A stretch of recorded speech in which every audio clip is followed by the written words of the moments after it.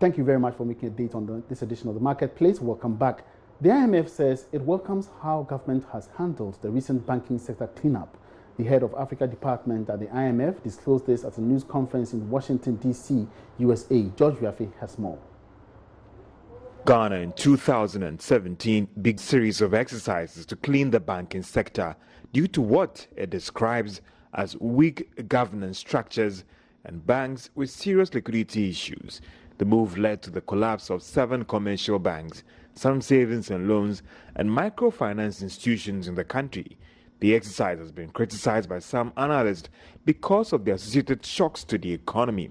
Some have even attributed the recent liquidity squeeze to this banking sector cleanup. But answering questions from journalists at the annual IMF World Bank meetings in Washington, D.C., head of the African department, Bebe Selassie, says these actions have rather brought the needed confidence in the whole banking system in the country.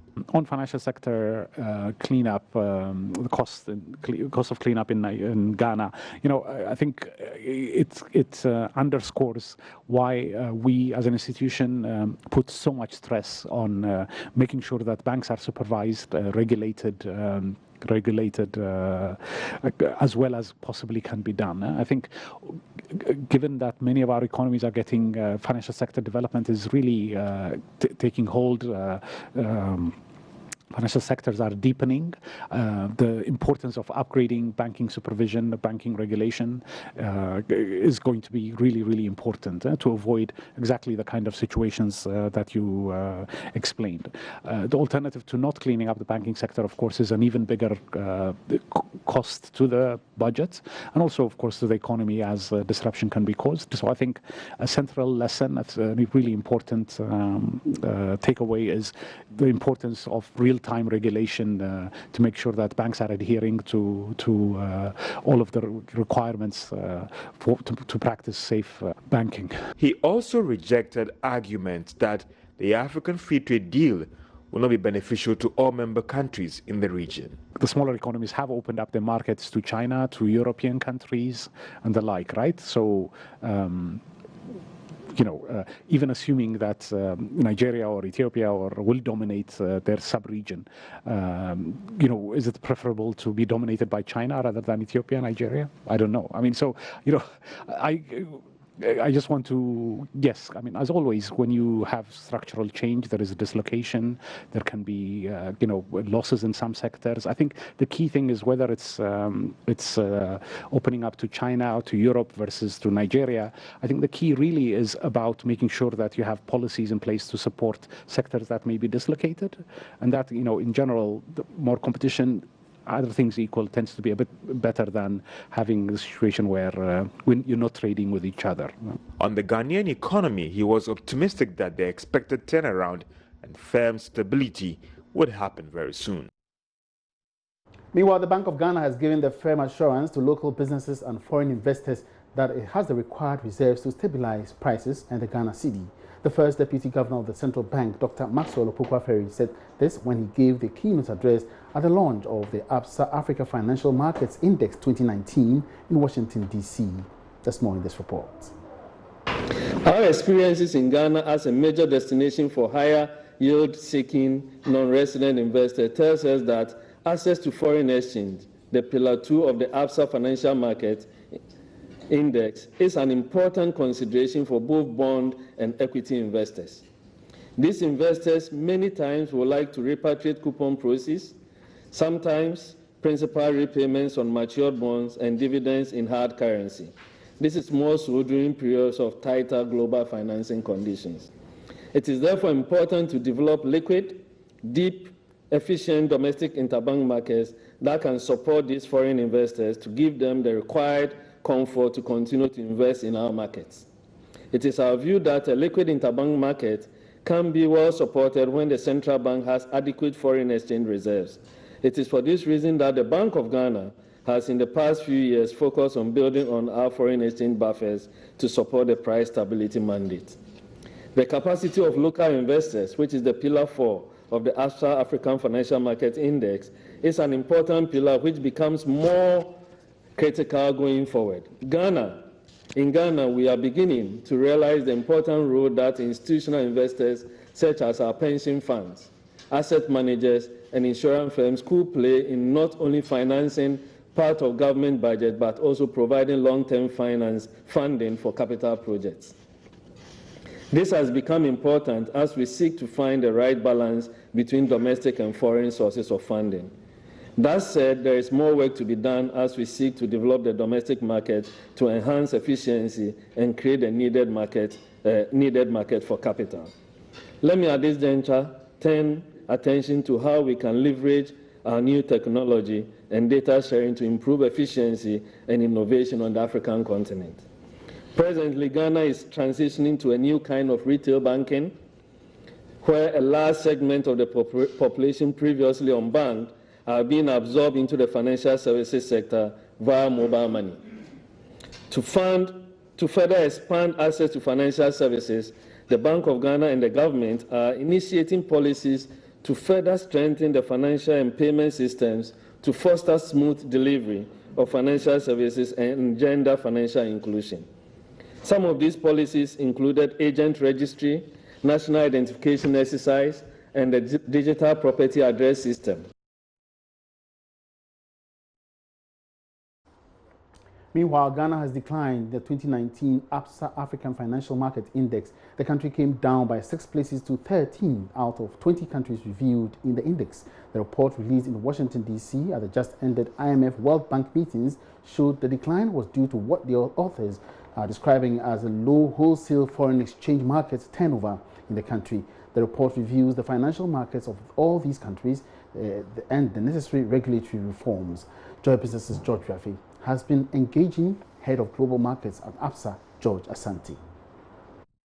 So I wouldn't say there is a problem. I think what we need to look at is really the steps that Ghana has taken in developing its financial markets, and to also recognize that just by other people performing much better than you drop. Right, so it may not just necessarily be that Ghana is deteriorating, but the fact that other African countries within the African proposition are actually moving at a faster pace than Ghana. But having said that, I think you also need to look at the individual pillars and how the country is performing.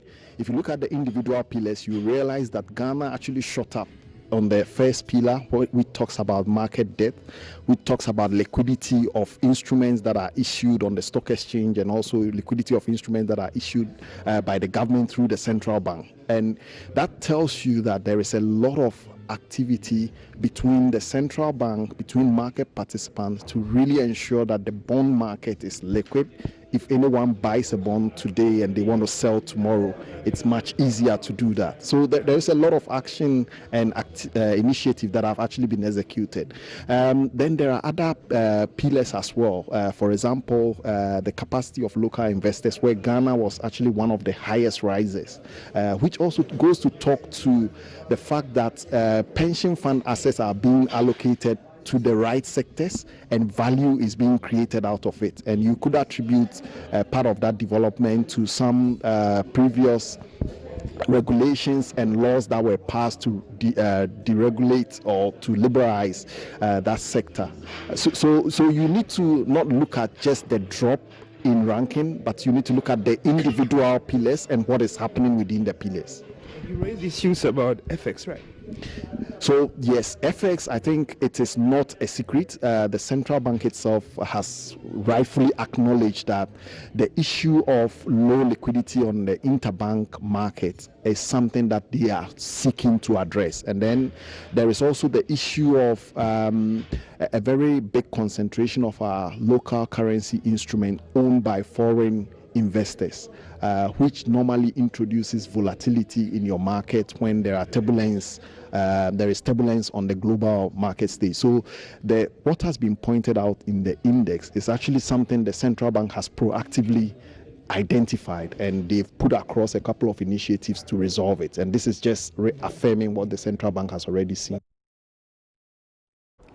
Back home in Ghana now, Chief Executive of Hollard Insurance, Madam Achiano Patience, says she believes has advised the youth to be versatile in their skills acquisition for the job market.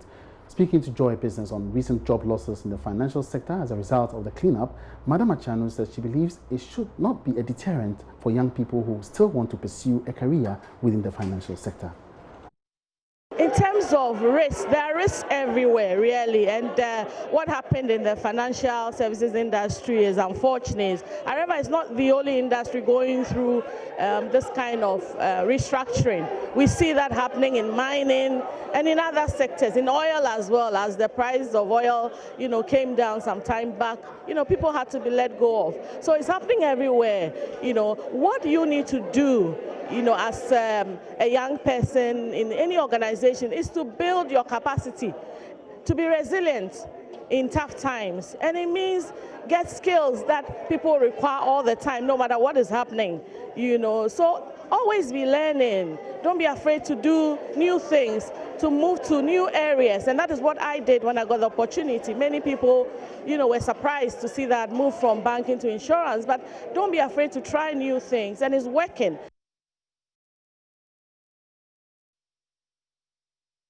Now, the Department of Building Technology of the Tamale Technical University has introduced short courses in practical skills development in 13 areas for people who want to learn related trade within 6 weeks. The programs, which are hands-on, to equip people with practical skills within a short duration and to enable them to work on their own.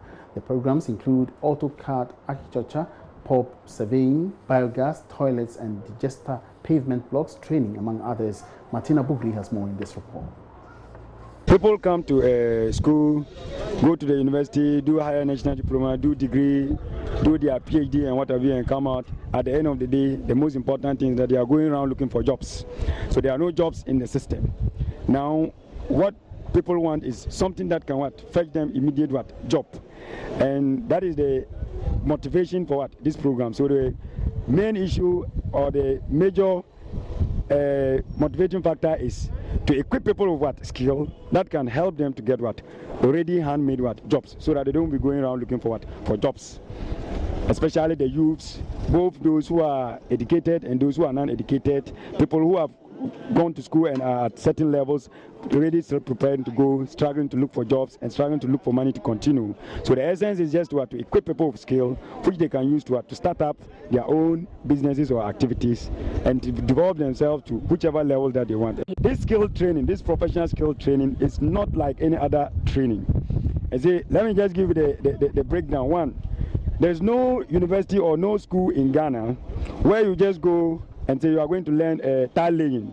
Now at the end of the day, you come out with a tile laying certificate. We don't have such things in Ghana. I don't know of any other part of the world. Now the number one thing is that this skill training is totally different from the apprenticeship. One, when you come here, we just don't learn you how to do the skill. Now, if you take the time, the duration in the first place is short. Most of the programs ranges from 1 week to 6 months, depending on your level of skills and your previous knowledge. Now, there's no apprentice who would take someone like a tile layer and train the fellow within 8 to 12 weeks and you finish and know how to do tile laying. No, most of the traditional apprenticeship, you go there and you spend about 3 to 4 years and you not even be perfect.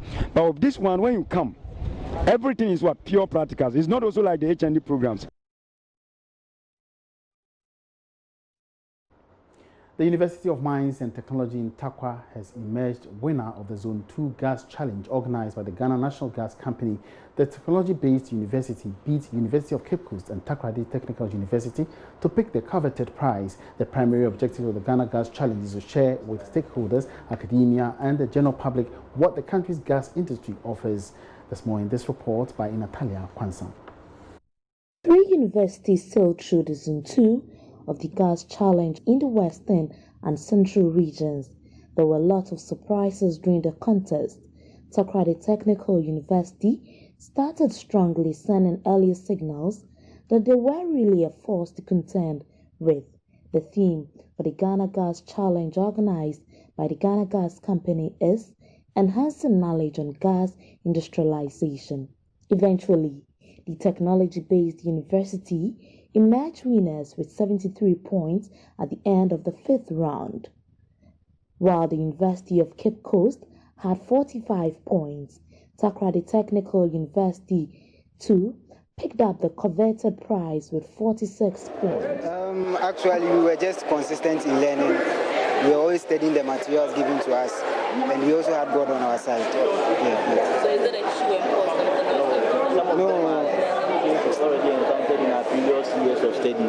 So they are already old questions to us, such as the technical section of the Ghana gas challenge questions. We already done it. Everything is in natural gas engineering, so we think it wasn't through luck that we won, but through the grace of God and what we understand in class and how we have impacted over here too.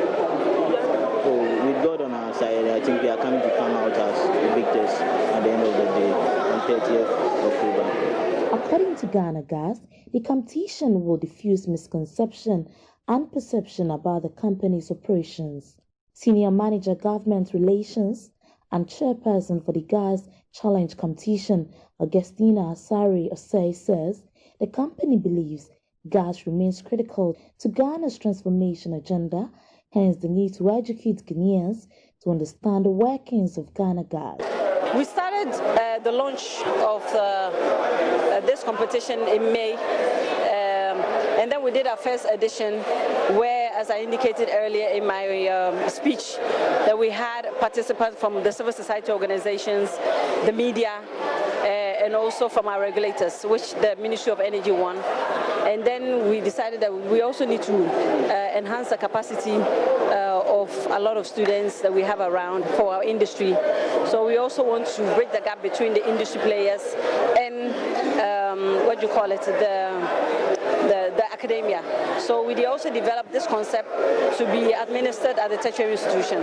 So basically what we envisioned is that after this, that a lot of people know definitely about Ghana Gas, because many people don't really know what we do, but they will also understand gas, what it really is, and some of the possible misconceptions that may be out there, so that people are properly educated. But we also hope that it will bridge the gap between the academia and our industry, because we realize that even though they are doing very well at schools, but when we employ them, we see a lot of gap, especially when it comes to practical experience. And we're hoping by offering, for instance, internship opportunities and build a partnership that will be eventually something that we can all benefit as a country from. In the Zone 1 contest, University of Ghana won, while Zone 2 contest, which was conducted at the University of Mines and Technology, was won by the university host.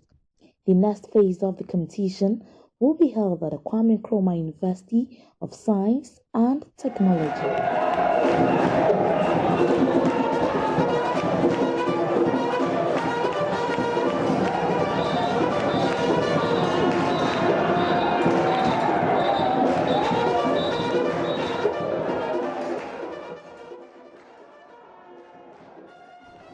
And back here in Accra, National Cybersecurity Advisor Albert Ntwi-Boesiako has expressed disappointment at the ongoing debate on the use of communication service tax to fund the Center in Fighting Cybercrime. According to him, taxing stakeholders to fight the emergence of cyber attacks is not a new phenomenon in Africa, especially considering the current trends of attacks on the continent. Mr. Ntwi-Boesiako was speaking at the climax of National Cybersecurity Month under the theme Demonstrating Ghana's Cybersecurity Readiness. My colleague Ebenezer Sabute was there. He's joining me on phone for some updates. Ebenezer, good afternoon. Welcome to the marketplace. Good afternoon, everybody. All right, so what exactly has the National Security Advisor or National Cybersecurity Advisor been saying? Dr. Ntwi-Boesiako was speaking and saying that it's about time we find a means of funding the fight against cybercrime, because when you look at the tax on critical infrastructure along the West African coast and even up to here in Ghana, it is becoming if we fail to fund it, it will be a challenge as we move into 2020. And for him, it is very important that we find a sort of funding. One of the things that have been committed to fund the open and appointed who are debating the CNC. Ebenezer, can you reposition yourself? We seem to be finding it very difficult with your sound. Okay, and is it better? Is my line better? Yeah, I think it's better now. Yes, so what is saying is that if there isn't CSP to fund the cybercrime, it's not a new thing. Because when you look at Nigeria, Sierra Leone, Niger, and even Togo, They are all using some funds, some earnings from their telcos, the telecommunication operators in those countries to fight the menace. So it is not new thing, and it is bad for Ghana to use such a tax to fund cyber crime in the country. Eben, one would have thought that why not, an allocation from the Ministry of Communication instead of introducing a new tax? Did he address that issue? So he did indicate that CST is part of allocation that will be given to the Ministry of Communication, but they are not going to use the whole CST to fund the program. And he finds it worrying that those who are debating the issue will not even come out with critical source of funding for the program. Yes, the CST, part of it will be used to fund the program, but it is not the entire CST that will be used to fund the program. And he's speaking to the fact that they even need more, because when you look at cyber attacks on the continent, it's a big thing, and they need more funds. They need sustainable funding to fight it. All right, many thanks for the update. Sabuti, bringing us up to speed with the climax of the National Cybersecurity Month, which ended with a call or with some of criticism by the National Cybersecurity Advisor, Albert Mfi. Now, the European Union is calling on government to deal ruthlessly with trawlers that break its fisheries laws in order to protect marine resources. According to the European Union, Ghana's laws on fisheries should be implemented rigorously. The EU ambassador to Ghana, Diana Akonsia, has been visiting some of the fishing communities in the central region. Richard Kwajonyako has more.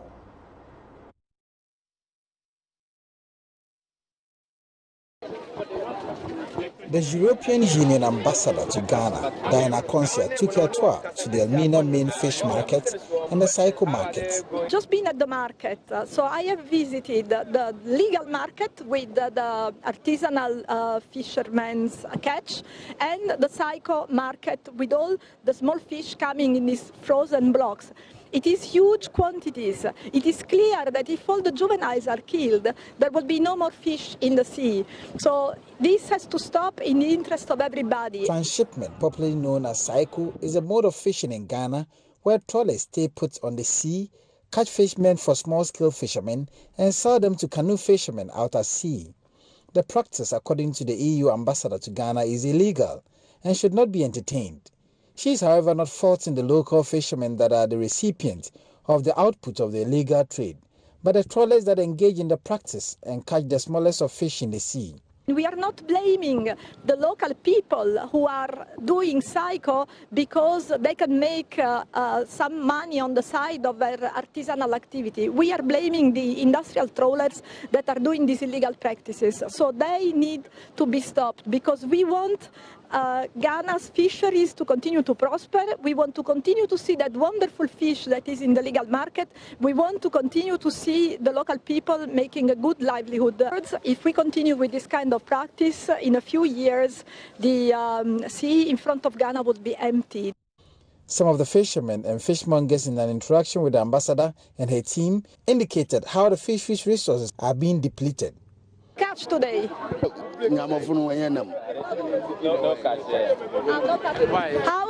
How's the catch going these days? What's in the after close season? But last week coming, and I'm local fishermen all the winyan. Trawlers now started a Wallapan was about.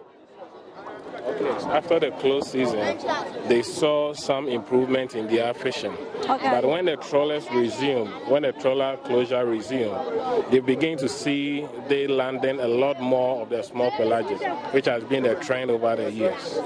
The European Union, the ambassador said